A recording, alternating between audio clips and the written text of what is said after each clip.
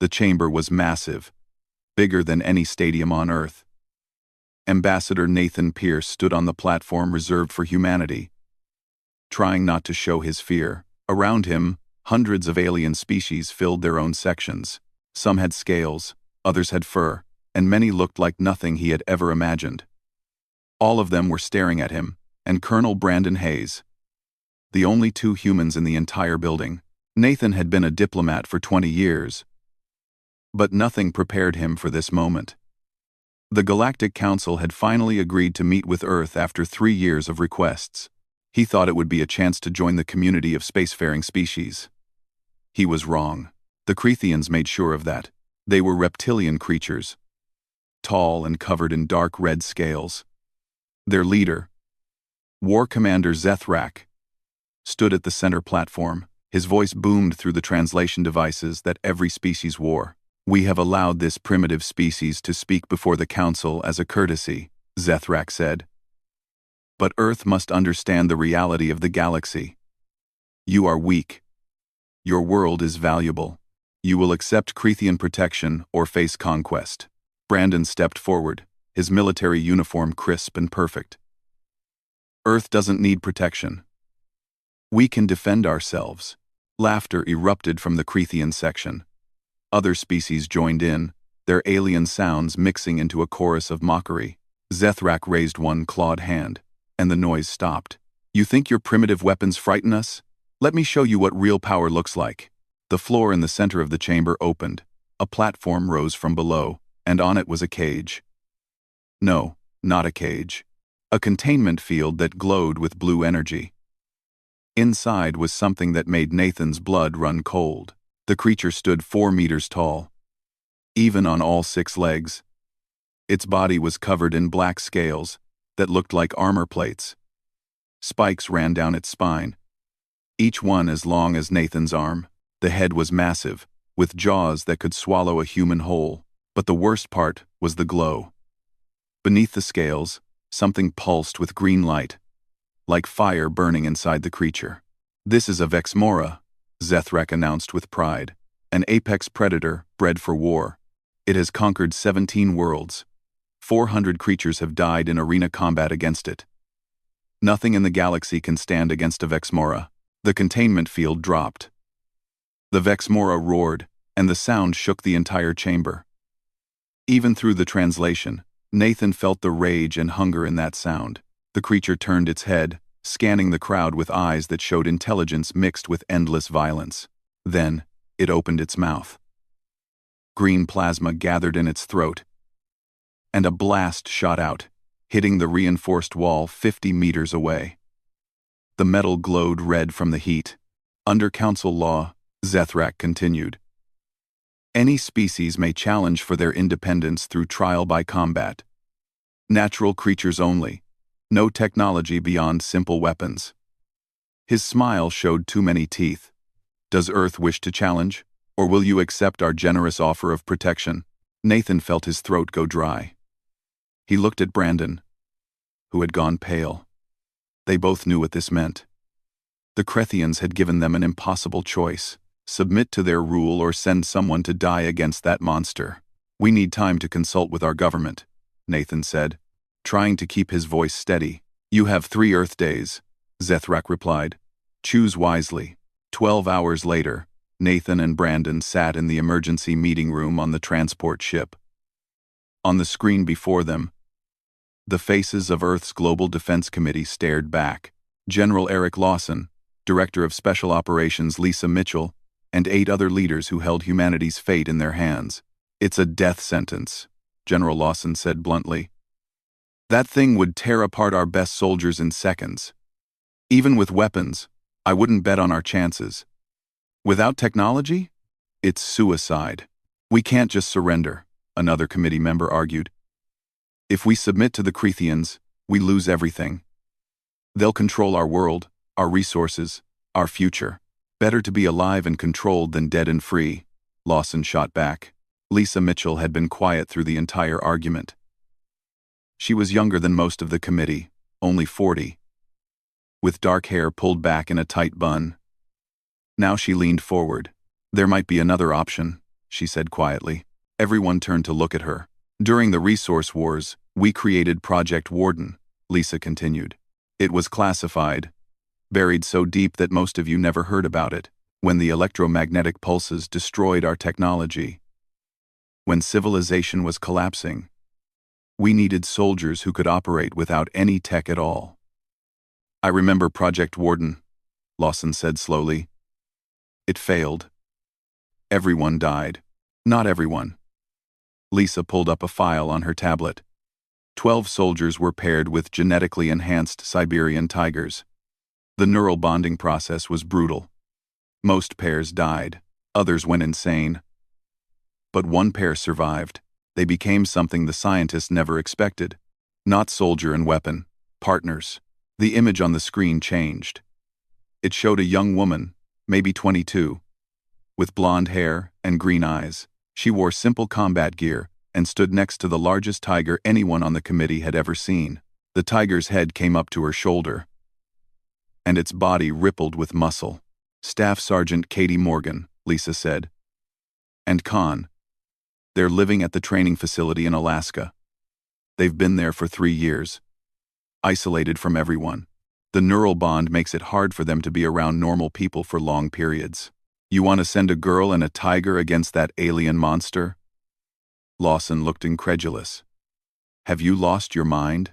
Khan isn't a normal tiger, Lisa replied. His muscle density is 3 times natural. His reaction speed is faster than any human. His intelligence is close to human level. And Katie isn't a normal soldier. The bond between them means they think and fight as one. They share tactics, emotions, instincts. In the resource wars, they eliminated 17 enemy positions that were considered impossible to reach. That was against humans, another member pointed out. This is an alien war beast. The Creathian rules say natural-born creatures only, Brandon spoke up. They specified it to mock us. They think we'll send soldiers in powered armor and be disqualified, or we'll send regular troops and watch them die. They don't know about Project Warden, because it was supposed to stay classified, Lawson growled. For good reason. That program was dangerous and inhumane. Katie volunteered, Lisa said firmly. She knew the risks, and right now, she and Khan are our only option. The Creathians want a natural predator. They're going to get one. 2, actually. The debate went on for another hour, but everyone knew the truth. Earth had no choice.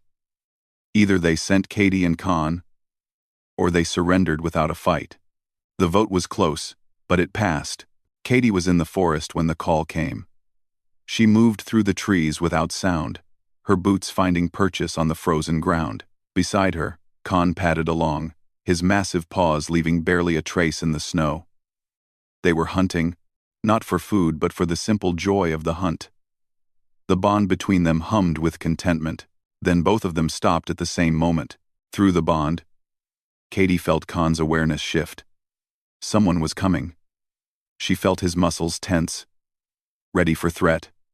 She sent back calm, and he relaxed slightly but remained alert. Director Lisa Mitchell emerged from between the trees. She wore a heavy winter coat and looked uncomfortable in the wilderness. Behind her, 2 guards stayed at a respectful distance. Katie, Lisa said, we need to talk. Katie didn't respond. She just looked at the director with green eyes that had seen too much for someone so young. Khan moved closer, positioning himself between Katie and Lisa. Not aggressive, just protective. There's a situation, Lisa continued. An alien species called the Creathians challenged Earth to trial by combat. They have a war beast. We need you and Khan to fight it. For a long moment, Katie said nothing. Then she reached down and rested her hand on Khan's massive head. Through the bond, they shared thoughts too complex for words. Memories of war, memories of pain, but also memories of trust, of fighting together, of surviving when everyone said they would die. What's the creature? Katie finally asked, her voice rough from disuse. Lisa pulled out a tablet and showed her the recording from the council chamber. Katie watched the Vexmora roar and blast plasma at the wall. She felt Khan's attention focus on the screen, analyzing the creature with predator instincts. When the video ended, Katie looked up at Lisa. If we say no, Earth probably surrenders. Or we send regular soldiers to die. Katie closed her eyes. She had hoped the fighting was over. She and Khan had earned their peace in the Alaskan wilderness. But deep down, she had always known this day might come. Through the bond, she felt Khan's response. Not fear, not reluctance, just simple acceptance. They were partners. If the world needed them again, they would answer. When do we leave? Katie asked. Tomorrow morning, Lisa replied. You'll have 3 days to reach the neutral moon, where the combat will take place. Katie nodded once. Then she turned and walked deeper into the forest, Khan at her side. They had preparations to make, and goodbyes to say to the only home they had known in 3 years. Behind them, Lisa watched until they disappeared into the trees. She whispered a prayer for them both, knowing she was sending them to face something that terrified the entire galaxy. But she also knew something the Crethians didn't. They were about to learn that Earth's greatest weapons weren't built in factories or laboratories. They were forged in bonds that couldn't be broken, even by death itself. The transport ship cut through space toward the neutral moon, 3 days of travel ahead. In the cargo bay, Katie sat against Khan's side, her fingers buried in his thick fur. The bond between them pulsed with shared memories, pulling her back to the day they first met. She had been 17 years old. The resource wars had torn civilization apart. Electromagnetic pulses from desperate nations, destroying every piece of advanced technology. Cities went dark, governments collapsed, millions died in the chaos that followed. Katie's family was gone, lost in the first winter when the power grids failed. She survived by joining one of the military remnant groups still trying to maintain order. That's when she heard about Project Warden. They said it was voluntary. But Katie knew better. They needed soldiers who could fight without technology. And they were willing to try anything. The scientists explained the process in simple terms. Genetic enhancement had been around for decades, mostly used on lab animals. They had created enhanced Siberian tigers, stronger and smarter than nature intended. The theory was that under extreme conditions, a human brain could form a neural link with an animal brain, creating a partnership beyond anything possible before. The reality was much worse than the theory. Katie remembered the pain of the bonding process. They put her in a room with Khan, who was then just a year old but already massive. The scientists injected them both with compounds that opened their minds to each other. For 3 days, Katie lived in agony as her brain tried to make sense of input. It was never designed to process.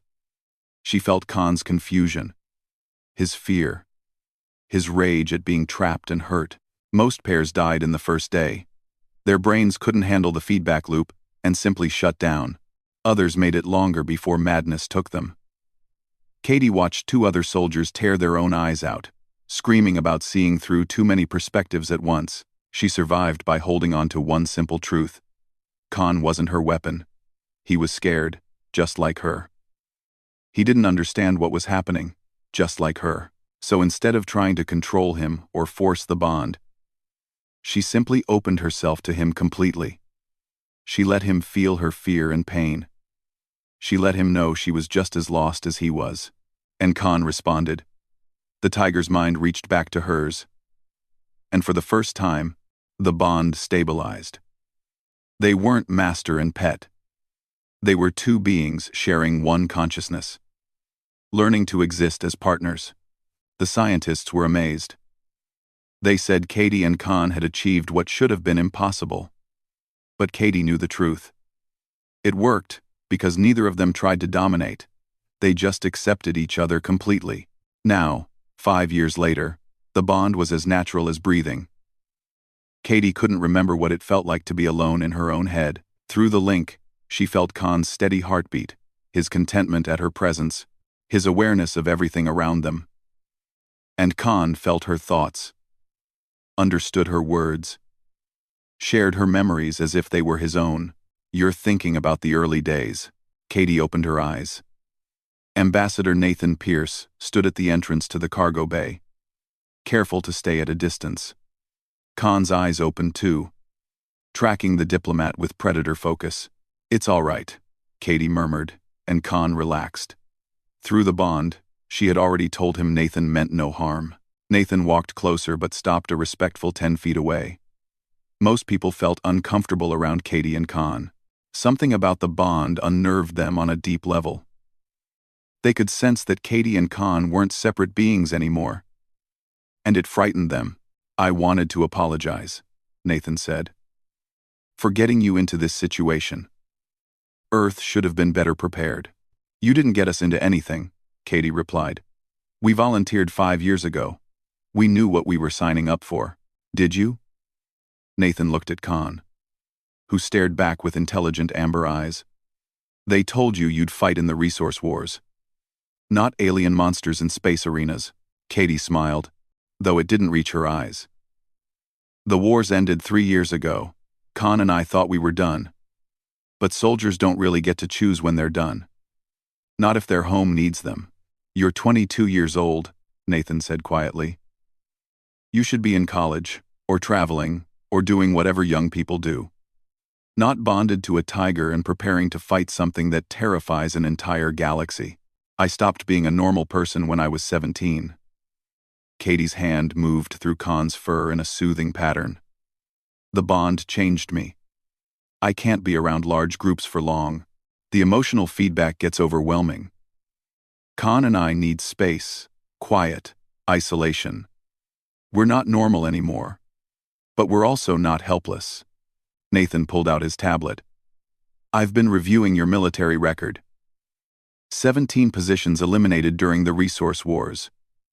All of them were considered impossible to assault. You and Khan succeeded where entire platoons failed. We're small and fast," Katie said. "Khan can move through terrain that would stop vehicles. I can make decisions that animal instinct alone can't. Together, we can do things neither of us could do separately. The Vexmora isn't like anything you've faced before." "No," Katie agreed. "But the Krethians don't understand what they're facing either. They see a tiger as just a big predator. They see me as just a weak human. They don't understand the bond."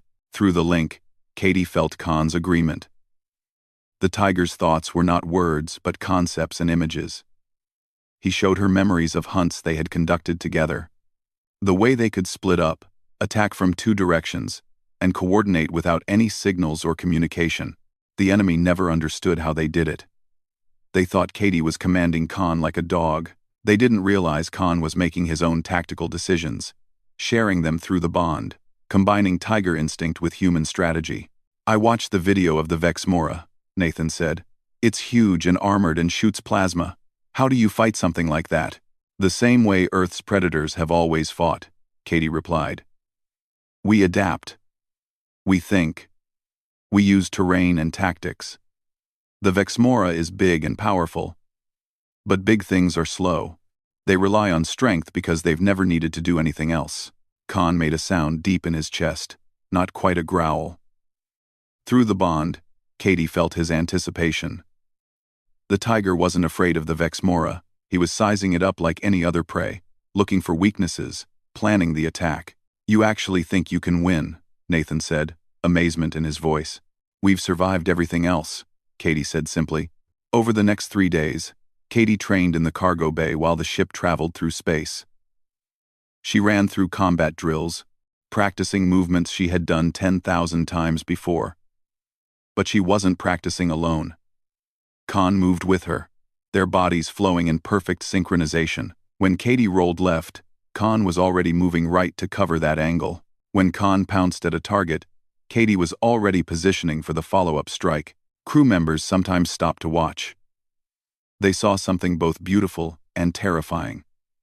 A young woman and a massive tiger, moving like water. Their bond so deep that they seemed to share one mind, which, in a way, they did. Colonel Brandon Hayes visited on the 2nd day. He brought reports about the Krethian Vexmora. Everything Earth's intelligence services could gather. "It's faster than it looks," Brandon warned. "The last arena combat lasted 47 seconds. The Vexmora tore its opponent apart. Katie studied the data, and through the bond, Khan studied it with her. The tiger's mind processed the information differently than hers. Where Katie saw tactical patterns and combat strategies, Khan saw movement patterns and attack sequences. Together, they formed a complete picture. It relies on frontal assault, Katie observed. Every kill was head-on. It's never had to deal with prey that thinks. Don't underestimate it, Brandon cautioned. Those bioplasma organs can hit targets 50 meters away. The armor plating can withstand small arms fire. And it's killed 400 creatures. It has experience. So do we, Katie said quietly. Through the bond, she felt Khan's memories of their combat in the resource wars. They had faced enemies with superior weapons, better positions, and numerical advantage, but Katie and Khan had something else. They had each other, and that bond had proven stronger than any weapon. On the third day, the ship reached the neutral moon. Katie looked out the viewport at the gray surface below. Somewhere down there was an arena where she and Khan would fight for Earth's freedom. "Are you afraid?" Brandon asked, standing beside her. Katie considered the question. Through the bond, she felt Khan's emotions mixing with her own. Fear was there. Yes, but also determination. And something else. Trust. Complete and absolute trust that they would face this together. "I'm terrified," Katie admitted. But fear is just information. It tells you that what you're about to do is dangerous. It doesn't tell you not to do it. The landing shuttle took them down to the moon's surface. A delegation waited for them at the landing pad. Nathan and Brandon went first, and Katie followed with Khan at her side. The Creathians were there, a group of 10 warriors in their ceremonial armor.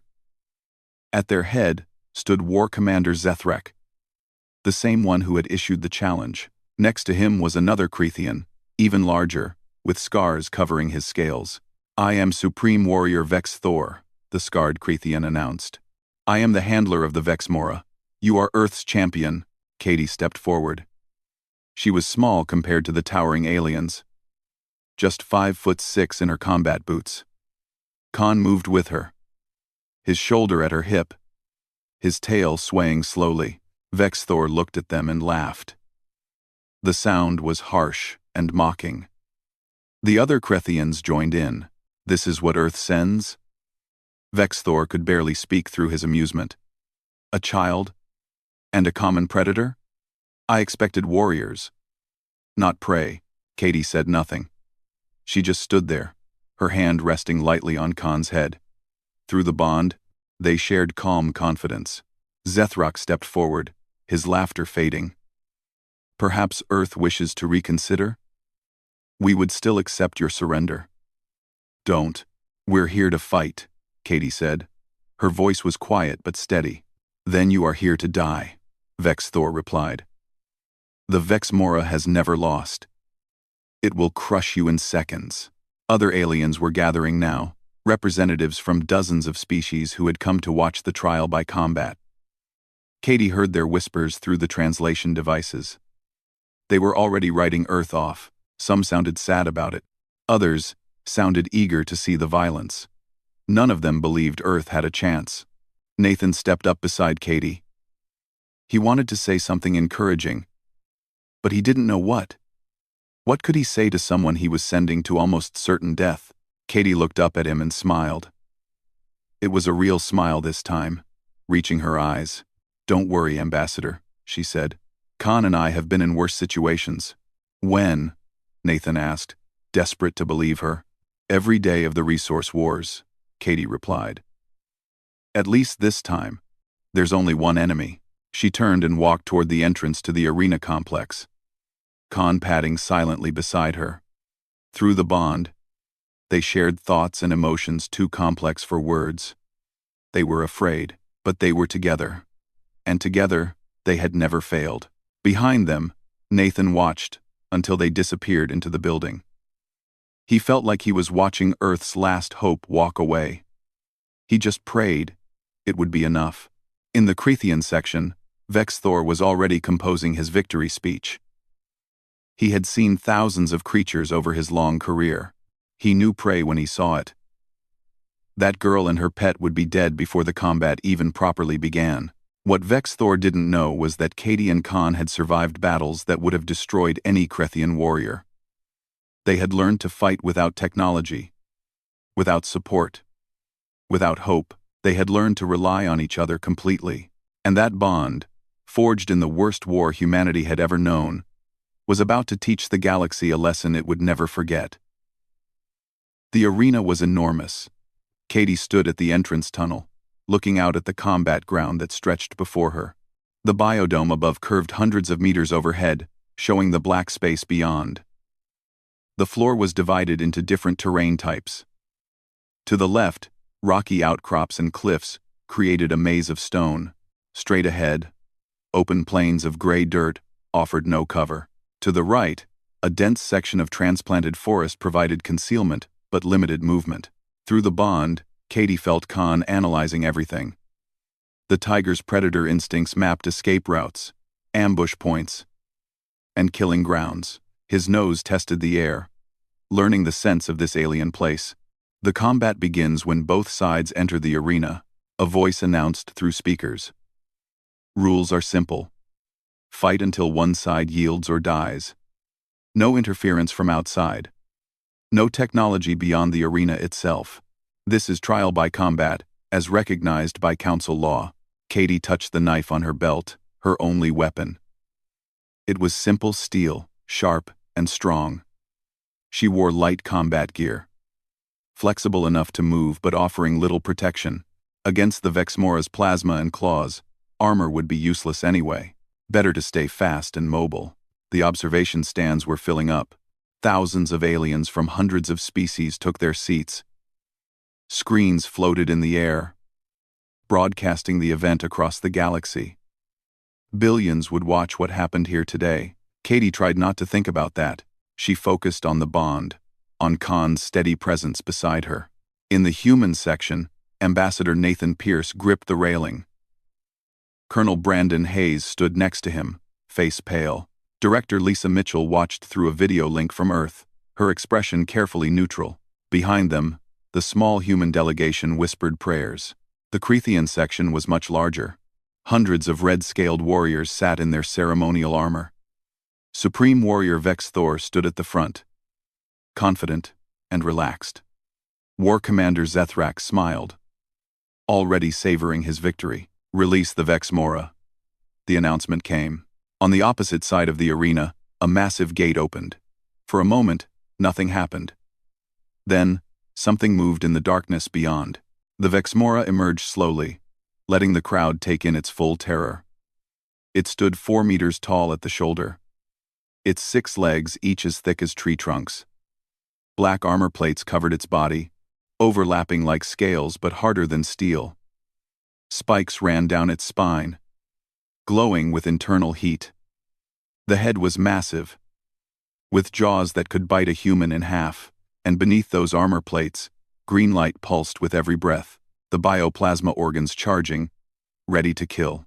The creature's eyes swept the arena, and Katie felt true predator intelligence looking back at her. The Vexmora wasn't just a beast. It was a warrior, bred and trained for one purpose: killing. The crowd erupted in noise. Some aliens cheered. Others made sounds of fear or excitement. All of them waited to see what Earth's champion would do. Enter the arena, human, the announcement ordered. Katie took a deep breath. Through the bond, she sent Khan a wave of trust and determination. The tiger responded with battle readiness and fierce loyalty. They had faced death before. They would face it again, together. She stepped out of the tunnel. Khan moved beside her, his massive form rippling with muscle. They walked into the open plains section, deliberately exposing themselves to the Vexmora's view. The alien war beast saw them immediately. Its head swung toward them, and a sound erupted from its throat. It wasn't quite a roar. It was something deeper, more primal, filled with hunger and rage. The sound shook the ground beneath Katie's feet. Combat begins now, the announcement declared. The Vexmora charged instantly. Despite its size, it moved with terrible speed. The 6 legs ate up ground in massive strides. Katie felt her heart hammer in her chest as the monster bore down on them. She didn't run away. Instead, through the bond, she and Khan split their attention. She watched the creature's legs, looking for rhythm and pattern. Khan tracked its head, waiting for the moment when those jaws would open. When it came, they were ready. The Vexmora's mouth gaped wide, and green light built in its throat.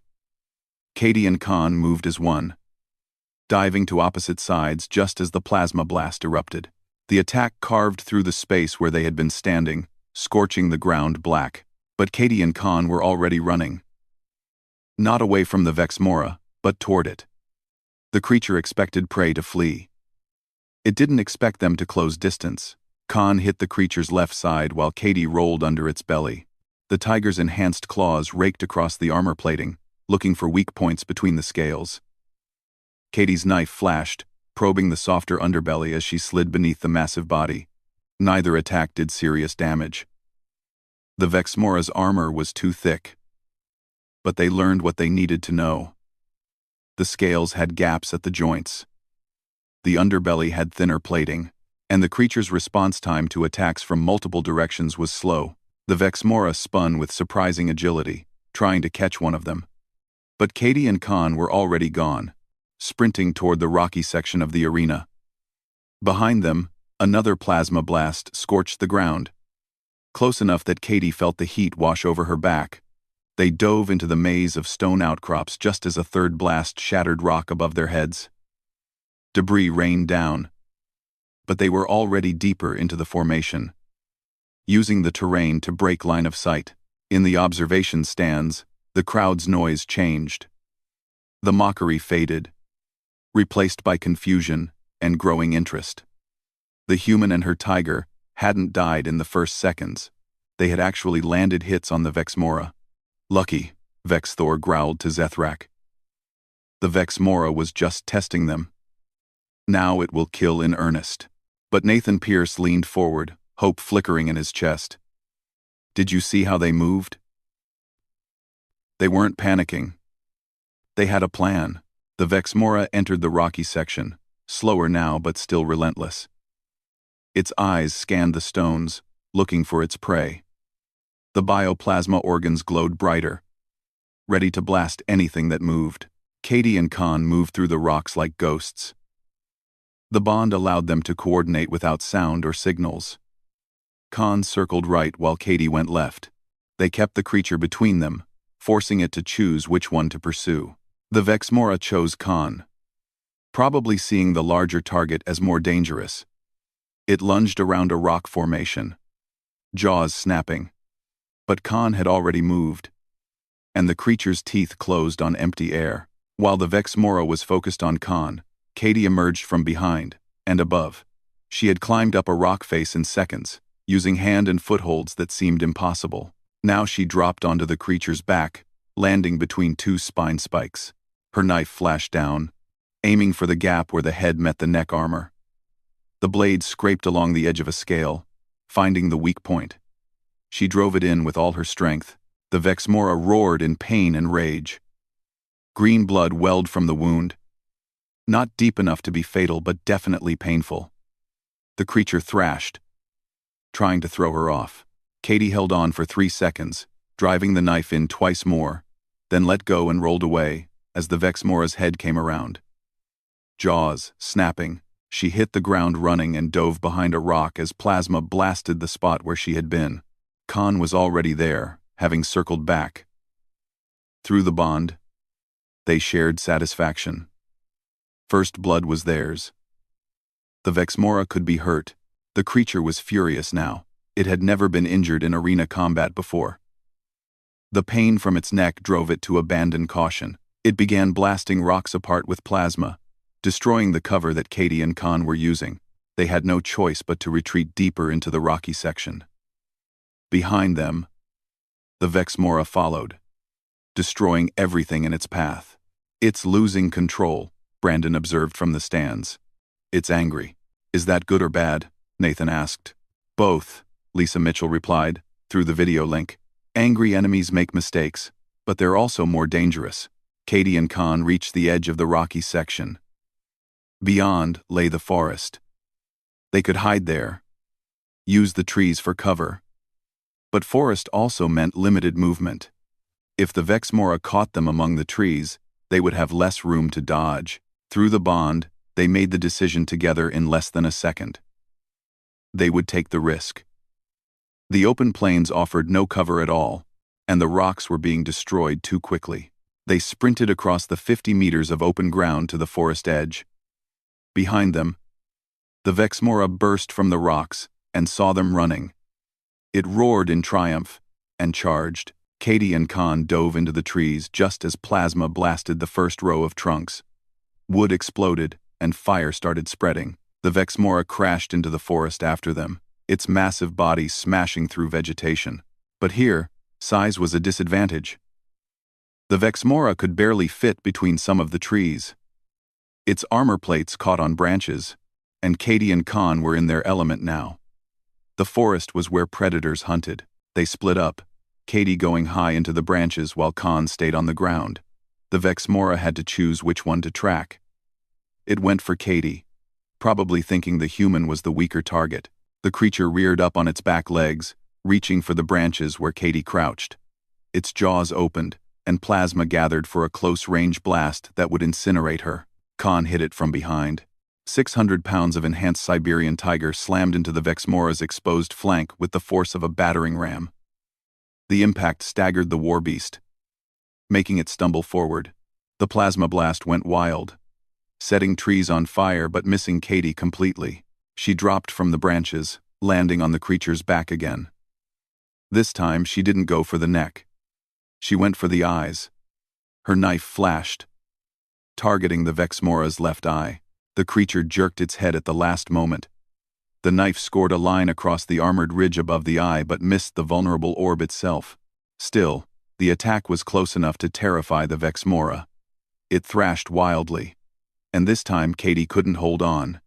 She was thrown clear, hitting the ground hard enough to drive the air from her lungs. The Vexmora spun on her, sensing easy prey. Its jaws opened wide for the killing bite. Khan came from the side in a blur of orange and black stripes. He hit the creature's front leg at full speed, his jaws closing on the joint between armor plates. Enhanced teeth and jaw strength did what they were designed to do. The tough scales bent and cracked. The Vexmora screamed and yanked its leg back, throwing Khan away. But the damage was done. The war beast was limping now, favoring its injured leg. Green blood dripped from its neck wounds, and from Khan's bite. And for the first time in its 400 victories, the Vexmora felt something it had never felt before. Doubt. Katie got to her feet, gasping for air. Through the bond, she felt Khan's concern and her own pain mixing together. They were both injured now. Katie's ribs ached from the fall. Khan had a gash across his shoulder from one of the creature's claws. But they were winning. Slowly, carefully, they were winning. The Vexmora backed away, reassessing. It had underestimated these opponents. The human and tiger fought together in ways that shouldn't be possible. They coordinated without signals. They attacked from multiple angles. They used terrain and tactics instead of relying on strength alone. In the observation stands, the crowd was in an uproar. Aliens from dozens of species were on their feet, watching in disbelief. The human and her tiger had survived more than 10 minutes against the Vexmora. They had drawn blood. They had injured it. In the Crethean section, Vex Thor's confidence was shaken. "How are they doing this?" he demanded. "The Vexmora should have killed them by now." Zethrak had no answer. He watched the combat with growing unease, realizing that perhaps Earth was not as weak as he thought. In the human section, Nathan Pierce allowed himself to hope. They might actually survive this. They might actually win. Katie and Khan circled through the burning forest, putting distance between themselves and the Vexmora. They needed to regroup, to plan their next move. The war beast was injured, but it was far from defeated, and they were running out of places to hide. Through the bond, they shared a simple truth. The next engagement would be decisive. One way or another, the fight was approaching its end. They just had to make sure they were the ones left standing. The forest was burning. Smoke filled the air as the Vexmora's plasma blasts had set dozens of trees on fire. Katie crouched behind a thick trunk, catching her breath while Khan pressed against her side. Through the bond, they shared pain and exhaustion. Her ribs throbbed with every breath. Khan's shoulder wound bled steadily, matting his fur with red. But they were alive. Against all expectations, they were still fighting. The Vexmora moved through the burning forest like a demon from hell. The war beast had abandoned all caution now. It was no longer hunting strategically. It was destroying everything, blasting trees and rocks apart in its rage. The creature that had won 400 arena combats had never been hurt like this before, never been made to bleed, never been forced to retreat, and that rage was making it dangerous in new ways. A plasma blast hit the tree Katie was hiding behind. The trunk exploded in splinters and fire. She rolled away just in time. Feeling the heat sear across her back, Khan was already moving, diving through the smoke to put distance between them and the creature. They emerged from the forest back into the rocky section. Most of the rock formations had been destroyed by the Vexmora's earlier rampage. What remained offered little cover. Beyond that lay the open plains, which offered no cover at all. Katie pressed her back against a waist-high boulder, one of the few pieces of cover left intact. Through the bond, she and Khan shared tactical assessment. The situation was bad. They had hurt the Vexmora, but they hadn't delivered any decisive blows. The creature's armor was too thick. Khan's claws and teeth couldn't penetrate deep enough to hit vital organs. Katie's knife had scored wounds, but nothing fatal. Meanwhile, they were getting tired. Every dodge took energy. Every sprint left them more exhausted. And the Vexmora, despite its injuries, still had enormous reserves of strength. They needed a different approach. They needed to stop fighting the creature's armor and find a way to attack something more vulnerable. Through the bond, Katie felt Khan's confusion, then understanding as she shared her developing plan. The tiger responded with resistance, unwilling to accept what she was suggesting. The risk was too high. But Katie sent back waves of trust and confidence. They had survived impossible odds before. They would survive this too. The Vexmora emerged from the burning forest, its eyes fixed on the boulder where Katie and Khan hid. The creature had learned to be more cautious, but its rage still burned hot. Green blood dripped from multiple wounds across its body. The limp in its front leg was more pronounced now, but it was still a war beast, still the apex predator of 17 conquered worlds. And it was determined to kill these prey that dared to fight back. Katie stood up slowly, stepping out from behind the boulder. Khan remained hidden, every muscle in his body tense with the need to protect her. Through the bond, she sent him reassurance and a command to wait. Not yet. Trust her. She walked into the open plains section, away from all cover. Her knife hung from her belt, but she didn't draw it. She just stood there. A small human woman facing a 4-meter-tall alien monster. In the observation stands, the crowd's noise changed to shocked silence. What was she doing? Had she given up? Was she surrendering? Nathan Pierce gripped the railing so hard his knuckles turned white. What is she doing? He whispered. Brandon Hayes had gone pale. She's making herself bait. Lisa Mitchell leaned closer to her screen, heart pounding. She had trained Katie and Khan, had watched them work together for years. This was either brilliant or suicidal, and she couldn't tell which. The Vexmora saw Katie standing alone and unprotected. Every instinct the creature had said this was a trap. But it also saw an opportunity. The human had been the one coordinating the attacks, had been the one injuring it most. With her dead, the tiger would be just another animal. Easy to kill. The war beast charged. All 6 legs pounded the ground as it bore down on Katie with terrifying speed. The bioplasma organs in its throat glowed bright green, preparing for the blast that would end this fight. Katie didn't move. She stood there, appearing exhausted and defeated. Her shoulders slumped. Her breathing was labored. She looked exactly like prey that had run out of options. The distance closed to 100 meters, 50 meters, 25 meters. In the human section, Nathan couldn't watch. He turned his head away, unable to bear seeing Katie die. But Brandon kept his eyes locked on the arena. He had reviewed Katie's combat record from the Resource Wars. She never gave up. She never made mistakes. If she was standing in the open, there was a reason. At 10 meters, the Vexmora opened its jaws for the killing blast. Green plasma gathered, bright enough to illuminate the entire arena. Katie dropped flat to the ground. The Vexmora tried to stop, tried to adjust its aim downward. But momentum betrayed it. The creature was moving too fast, and 6 legs were harder to coordinate than 4. It stumbled, its trajectory carrying it directly over Katie's prone body. For just a moment, the war beast's heavily armored belly passed over her. And in that moment, its vulnerable underbelly was exposed to attack from behind. Khan exploded from his hiding place. The tiger had positioned himself perfectly, using a slight depression in the ground to stay hidden. Now he launched himself with every ounce of his enhanced strength. 600 pounds of muscle and fury became a living missile, aimed at the Vexmora's exposed flank. The impact was tremendous. Khan's shoulder hit the creature's back leg at the joint, right where armor plates met. The force didn't just stagger the Vexmora, it actually lifted the back end of the massive beast off the ground. The war beast crashed onto its side with a sound like thunder. For the first time in its entire existence, the Vexmora was on the ground, vulnerable and off balance. Katie was already moving. She hadn't dropped flat to surrender. She had dropped flat to get into position. Now she rolled, coming up right next to the Vexmora's exposed underbelly. The belly armor was thinner than the backplates.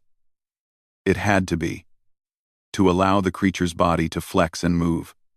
Katie could see the bioplasma organs glowing beneath the scales, pulsing with deadly energy. She drew her knife and drove it between the belly scales with all her remaining strength.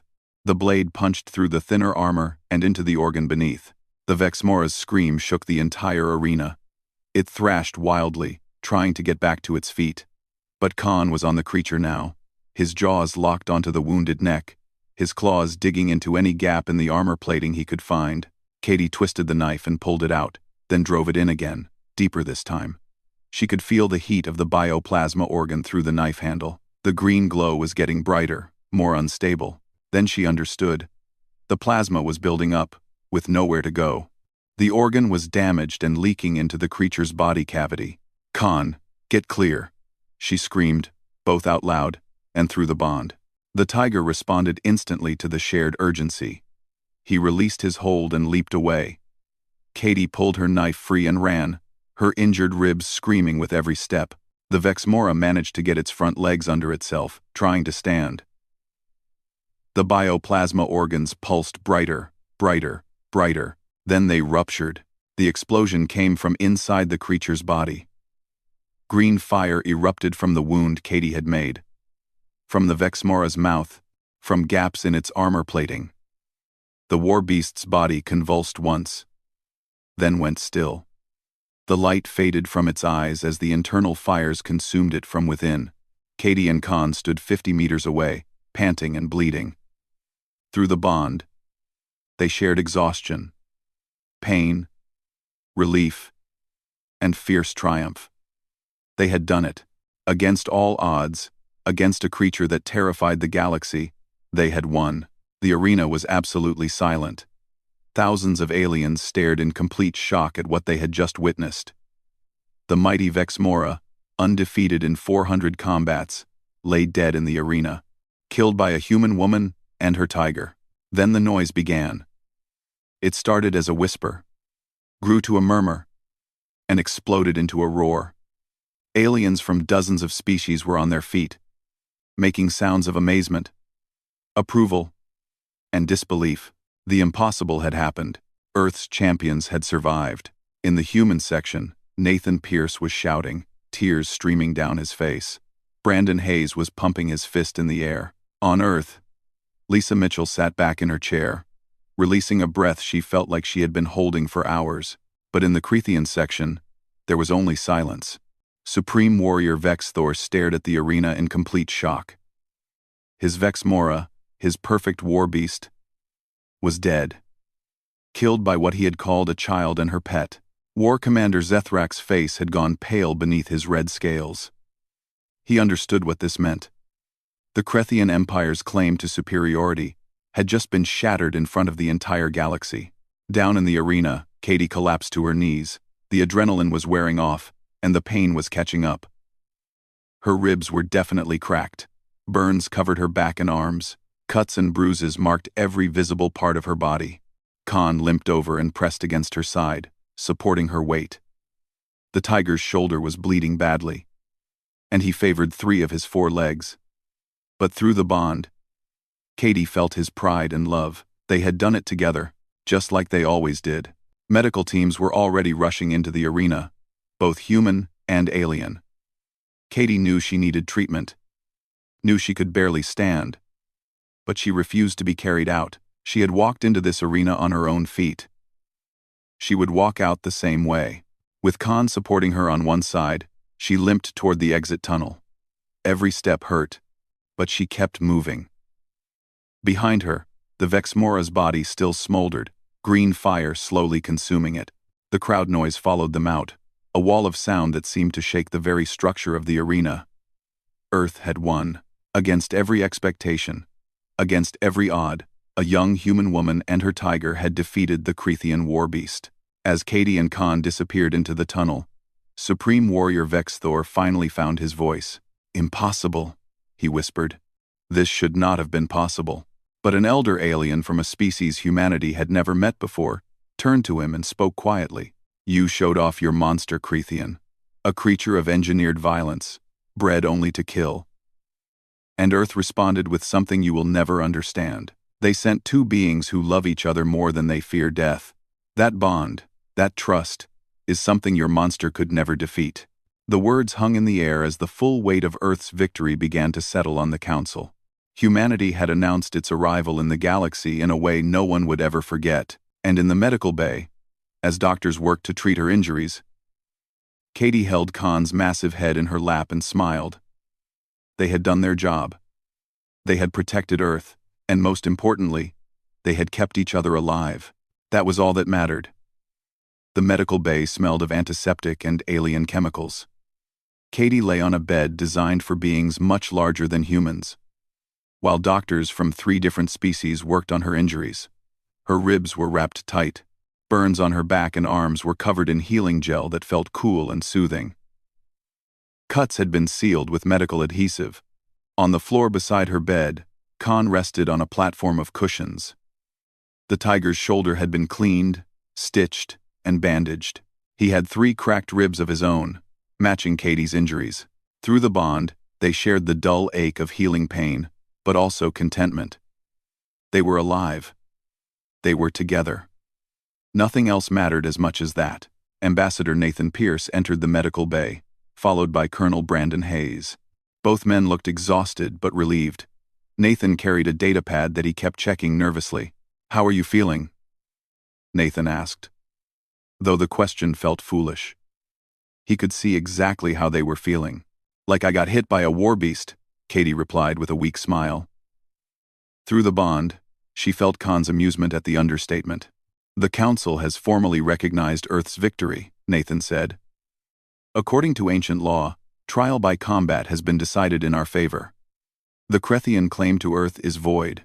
"That's good," Katie said softly. "That's what we came here for." Brandon stepped forward. "You saved Earth, Katie. You and Khan. Do you understand that? If you had lost, humanity would have been conquered, or forced into submission. You gave us our freedom." Katie looked down at Khan, her hand resting on his massive head. "We just did what we've always done. We survived." But she knew it was more than that. Through the bond, she felt Khan's understanding too. They hadn't just survived. They had shown the galaxy something it had never seen before. 2 beings from different species, bonded so deeply that they fought as one. That kind of partnership, that kind of trust, was apparently unique to Earth. The door opened again, and Director Lisa Mitchell entered. She had taken a fast ship from Earth as soon as the combat ended, traveling for 2 days straight to reach the neutral moon. "Katie, Khan." Lisa's voice was thick with emotion. "I'm sorry." I'm so sorry for sending you into that. I'm sorry. You didn't send us, Katie replied. We chose to go. Just like we chose to volunteer for Project Warden 5 years ago. You were 17, Lisa said. You were a child. And I let them put you through that bonding process. Let them turn you into a weapon. Through the bond, Katie felt Khan's disagreement with Lisa's words. She shared his sentiment completely. We're not weapons, Katie said firmly. We never were. Khan and I are partners. We're family. The scientists thought they were creating super soldiers. But what they actually created was something else. They gave me the best friend I'll ever have. Khan made a sound deep in his chest. Not quite a purr, but close. Through the bond, waves of affection and loyalty flowed between them. Lisa nodded slowly, wiping her eyes. The council wants to meet with you. They have questions about how you and Khan work together. Some species are talking about creating their own bonded pairs. They can try, Brandon said doubtfully. But from what I understand, the bonding process killed most of the test subjects. Katie and Khan are special. We're lucky, Katie corrected. We found each other at the right time, under the right circumstances. The scientists can't recreate that in a lab. The bond works because Khan and I chose each other, not because anyone forced it. Over the next few days, as Katie and Khan recovered, the political situation in the galaxy shifted dramatically. The news of Earth's victory spread across every inhabited world. Reactions varied wildly. Some species celebrated Earth's achievement. They saw it as proof that younger civilizations could stand against the established powers. Several council members who had remained neutral began opening diplomatic channels with Earth, eager to establish friendly relations. Other species responded with fear. If humans could bond with animals to create such effective warriors, what else might they be capable of? Some called for restrictions on Earth's expansion into space. Others suggested monitoring human activities closely. But the strongest reaction came from species that were currently under Krethian pressure. 3 different civilizations sent secret messages to Earth's delegation, asking for information about the bonding process, hoping it might give them a way to resist conquest. The Krethian Empire itself was in chaos. Supreme Warrior Vexthor had left the neutral moon immediately after the combat ended, refusing to speak to anyone. War Commander Zethrak remained but looked like he had aged a decade in just a few days. The mighty Krethian military, which had relied on Vexmora war beasts for 3 centuries, suddenly seemed less invincible. On the 5th day after the combat, the Galactic Council called a formal session. Katie was well enough to attend, though she still moved carefully to protect her healing ribs. Khan walked beside her, his shoulder bandaged but his stride strong and steady. The council chamber was packed. Every species wanted to see Earth's champions with their own eyes. When Katie and Khan entered through the main doors, the noise in the chamber gradually faded to silence. Thousands of alien eyes watched them walk to the human delegation's platform. Katie wore a simple uniform, nothing fancy or ceremonial. Khan wore nothing but his bandages. They didn't need decoration or medals. What they had accomplished spoke for itself. The council elder, a being from a species so ancient that nobody remembered their original world, spoke first. Her voice was translated into hundreds of languages simultaneously. Ambassador Pierce, Earth's victory in trial by combat is recognized under council law. The Krethian claim to your world is void. Earth is granted full sovereignty and the right to manage its own affairs without outside interference. Nathan stood, bowing respectfully. On behalf of Earth, I thank the Council for honoring ancient law. However, the Elder continued, this Council has questions. The bonding between human and animal demonstrated in the arena is unprecedented. We wish to understand how this is possible. Lisa Mitchell stood up, having been given permission to address the Council. The bond between Katie and Khan emerged from necessity during our resource wars. When electromagnetic pulses destroyed our technology, we needed soldiers who could operate without any tech support. The bonding process was experimental and extremely dangerous. Only 1 pair survived out of 12 attempts. And you see no moral problem with this? asked a representative from a species that resembled crystalline structures. You forced animals to bond with humans, altered their genetics, made them into weapons. Khan made a low growl. Through the bond, Katie felt his offense at being called a weapon. She touched his head gently, calming him. Khan was enhanced before I met him, Katie said, speaking for the first time. Her voice was quiet but carried through the translation systems to every being in the chamber. His intelligence, strength, and size were increased. But those enhancements don't make him a weapon, they make him who he is. And the bond between us wasn't forced. It happened because we chose to trust each other when we were both scared and in pain. She looked around the chamber at all the alien faces watching her. You saw us fight the Vexmora. You saw how we moved together. How we coordinated without signals. That's not because someone programmed us or trained us like machines. That's because Khan and I love each other. We're family. I would die to protect him, and he would die to protect me. That kind of bond can't be created in a laboratory. The chamber was silent for a long moment. Then a representative from a feline-like species spoke up. Your world has something unique. Many species use animals for labor or food. Some keep them as pets, but I have never heard of a species that bonds with animals as equals. Earth has always done that, Nathan said, standing beside Katie. Throughout human history, we've partnered with dogs, horses, dolphins, and many other species. We don't see them as lesser beings. We see them as different kinds of intelligence, different kinds of awareness. When humans and animals work together, both sides bring something valuable. War Commander Zethrak stood in the Crethean section. He looked diminished, his earlier confidence completely gone. The Council should understand what this means. Earth did not win through superior technology or military strength. They won through a bond that our species considered impossible. If other worlds develop similar capabilities, the balance of power in the galaxy will shift. Perhaps it should shift, said an elder from a peaceful species that had suffered under Crethean aggression. For too long, the strong have dominated the weak. Earth has shown us that strength comes in forms we never considered. Connection, trust, partnership. These are things that cannot be taken by force. The debate continued for hours. Some council members argued that Earth's bonding process should be restricted. Others wanted Earth to share the technology with other species. Still others suggested that Earth should be granted special status within the Council for their unique capabilities. Finally, the Council elder raised her hand for silence. This Council will take no action to restrict Earth's internal affairs. The bonding between Katie Morgan and Khan is their own business. However, we encourage Earth to consider carefully before attempting to create more bonded pairs. The risks are significant. Nathan bowed in acknowledgement. Earth has no plans to expand Project Warden.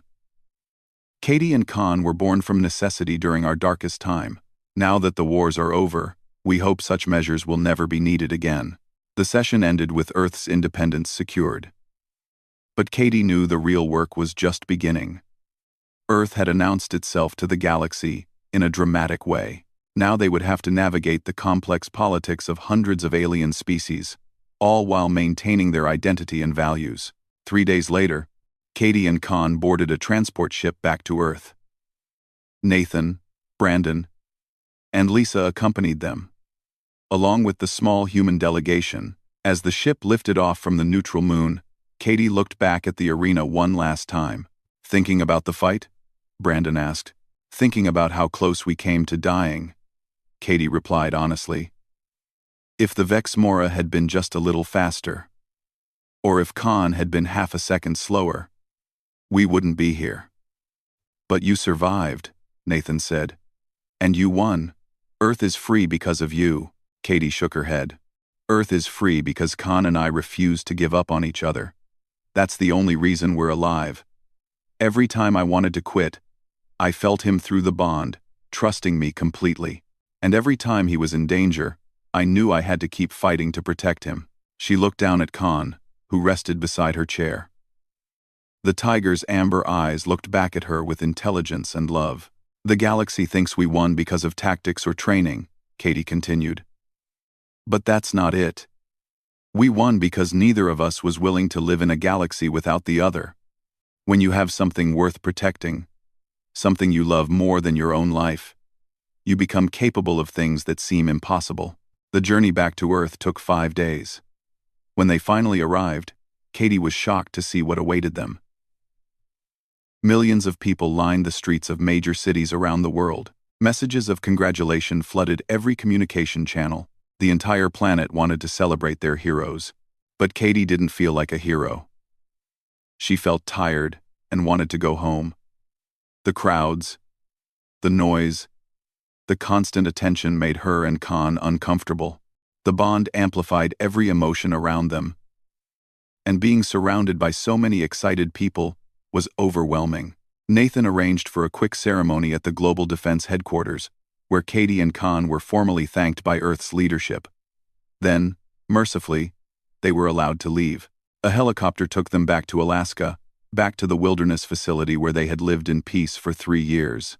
As the helicopter flew over the forests and mountains, Katie felt tension draining away. Khan's relief mirrored her own through the bond. This was home. This was where they belonged. Director Lisa Mitchell had come with them for the flight.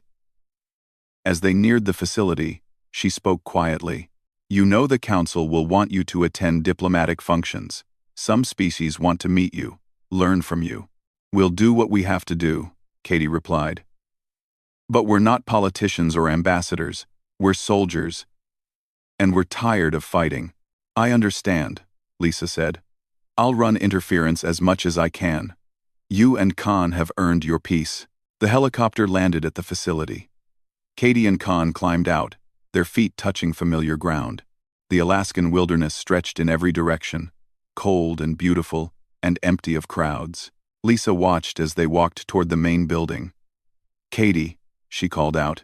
Katie turned back. Thank you, Lisa said simply. For everything. Katie nodded, then continued walking with Khan at her side. Over the following weeks, they settled back into their routine. Training in the mornings, hunting in the afternoons, quiet evenings by the fire. The bond between them remained as strong as ever, but now it carried new memories. The arena, the Vexmora, the moment when they had stared death in the face and refused to blink. One evening, as snow fell outside and fire crackled in the hearth, Katie sat with Khan's massive head resting in her lap. Through the bond, they shared contentment and peace. Do you think we'll have to fight again? She asked quietly. Knowing Khan understood her words through the bond, even if he couldn't speak them back. Through the connection, Khan sent images and emotions, uncertainty about the future, but certainty about one thing. Whatever came, they would face it together. Katie smiled and scratched behind his ears. Yeah, together, like always. The galaxy had learned something important from Earth's victory. Humanity's greatest strength wasn't technology or weapons, or even the ability to bond with animals. It was the simple but profound truth that connection was more powerful than conquest. That trust could overcome any obstacle. That two beings who loved each other completely could face any monster the universe threw at them. The Crethians had shown off their monster, a creature engineered for domination and death. Earth had responded with something infinitely more powerful. A girl and her tiger, bound by love and trust, proving that partnership was stronger than any weapon. And as Katie and Khan rested together in their quiet home, the galaxy began to understand what that meant. Earth had not just won a single combat. They had introduced a new philosophy to the stars, a way of living that valued connection over control, partnership over domination, and love over fear. It would take time for that message to spread, years, maybe decades. But the seed had been planted. And Katie and Khan, whether they wanted to be or not, had become symbols of what humanity represented. But in that moment, in their home in the Alaskan wilderness, they were just themselves. A woman and her tiger. Best friends who had survived the impossible. Family, in the deepest and most meaningful sense of the word. And that, more than any victory in any arena, was enough.